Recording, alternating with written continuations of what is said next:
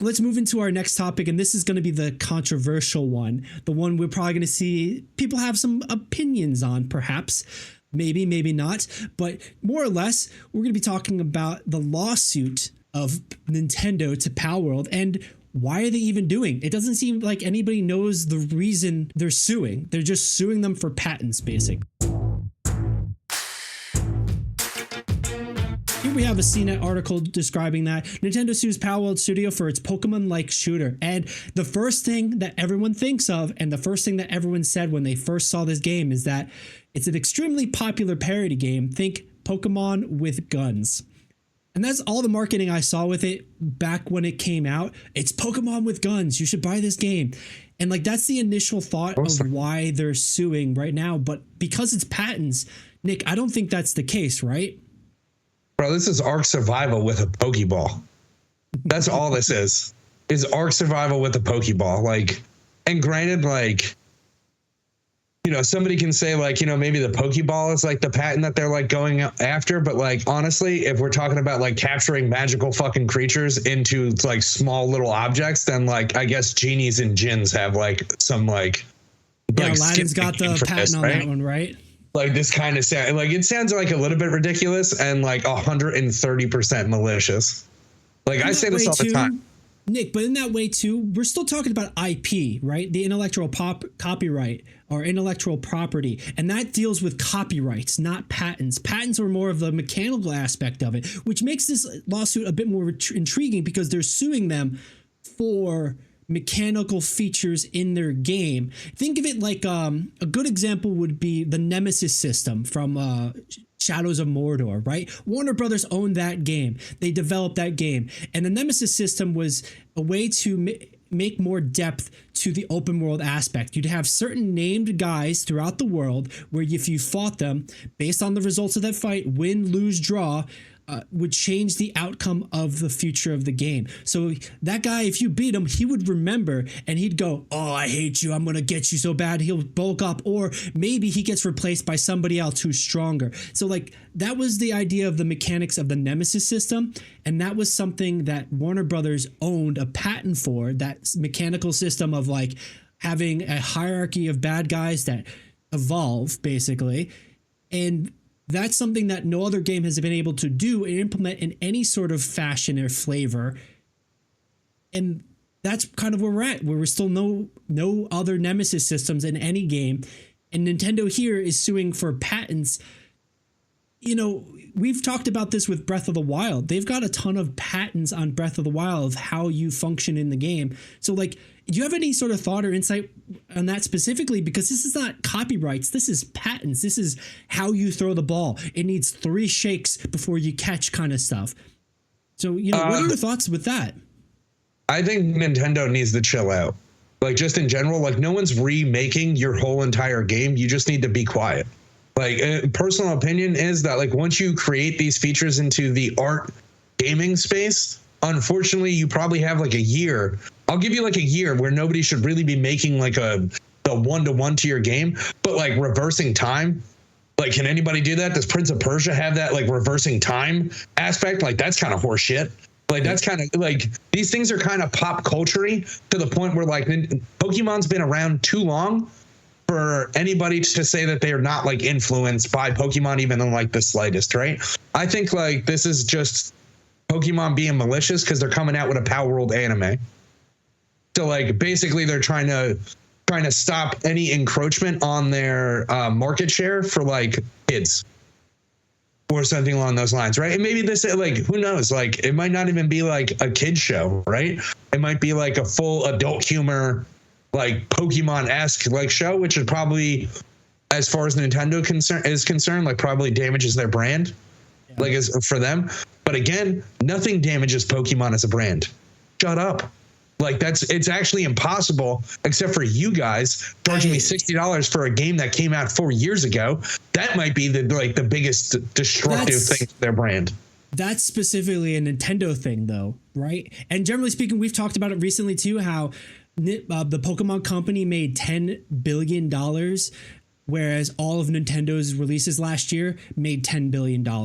So like Pokemon company accounted for the equivalent of all the other releases from Nintendo that year. So they're going to be very protective of it. And like, this is also where we're saying how, you know, they hate their community because they do things like that. They want that party aspect, that family friendly. They're very worried and concerned of that. And this is something that's definitely controversial or contrary to that idea. So they might feel really threatened. It's a surprise they waited until now to sue them. And that's where I'm also a little curious, because they're suing them for patents. Let's actually go straight to the infringement announcement. And like, it is of patent rights that they're suing them for, direct from Nintendo. It's not copyright, it's not IP. So they're not suing them because that one Pokemon looks like Lucario. They're suing them for something distinct, but they haven't said what's distinctly happening. And we talked about this, you know, is it family friendly? Is it the anime thing? That might be the cause of it, where it's like this. That's why they did it now. They finally have enough ammunition to fire and shoot their shot here. They're probably going to throw everything in the kitchen sink at them to try to settle big bad. Remember when what was it called? The lawsuit with the early release of Tears of the Kingdom. And that was more reasonable, but that was another situation where they went big bad boogeyman immediately and did everything they could to settle as fast as possible. So it's such a weird situation because we see that they are suing in Tokyo court. We're seeing that they're looking for damages based on the game Palworld, but they're not saying why. They're just saying that they did. I mean, it just like, again, like it seems like I could give you like a bunch of different reasons on it just being malicious, but like, dude, it really feels like they're stopping people. Like, here's a thought, right? They have not changed the way Pokemon plays since 1996. It's played exactly the same. It's a turn-based game. Your Pokemon get 4 moves, this, that, and the third, right? And like, I think that this might be like a situation where they finally found a thing that they can take Palworld to court for, right? To like basically try to knock them down a situation so they don't have to like innovate on their game. All they did was go 3D. It costs $60 instead of 30 now. They doubled the price. It went 3D. The game is exactly the same as it was 30 years ago. Like, it's I don't know, dude. Like Nintendo and Disney are disgusting companies. I don't disagree with you as far as Pokemon has not really been very innovative across the board. They've had some off-series games that have done some like minor things different, and the most recent Arceus game, and I think they have a new release based on that, has changed that whole format. Probably the most extreme, but even the most extreme is like a +1, +2 from 0, whereas all the mainline games haven't adapted and really changed. That's been the same, you know. A little bit of a pushback that they have done a little bit of update, but it's taken nearly 30 years for them to actually deliver on any sort of new innovation, new feature, other than the gimmicks of like Dynamaxing or terrestrializing. Hey, Billy here. Wanted to take a quick minute to let you know a few different things. If you enjoyed the video so far, please consider liking and subscribing. It really helps us out and it tells the algorithm to share it with more people. You can find the Esports Meta live every week on Twitch and YouTube. It's where we film the podcast or hang out, play games, and chat. If social media is more your vibe, check us out on Instagram, TikTok, Threads, or Twitter if you use Threads. Does anybody use Threads? This is a video game community that's excited to talk about esports, so jump into the conversation. Of course, you can find more videos like this here on YouTube. Just hit that subscribe button right there or there. Thanks for watching, and let's get back to the show. Right. They're literally suing over Dogfight Simulator, though.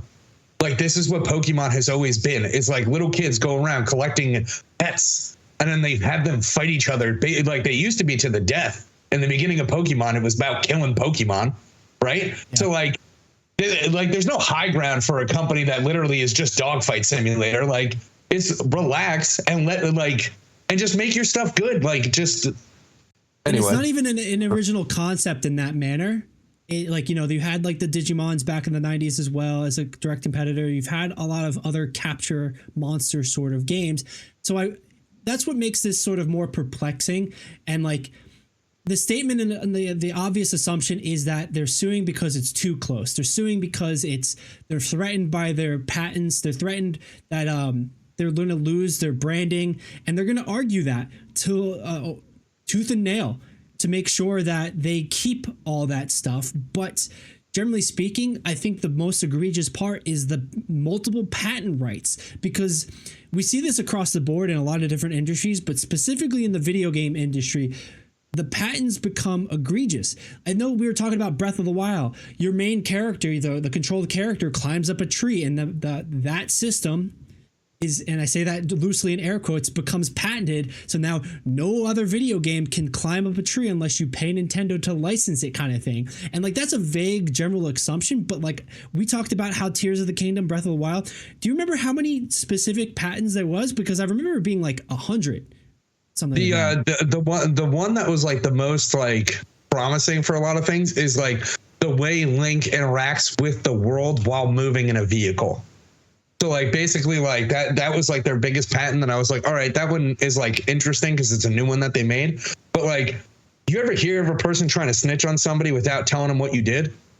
Like, this is exactly what it is. Like, they're like, oh, they did some bad shit, dude. We're taking them to court. What'd they do? I'll tell you later.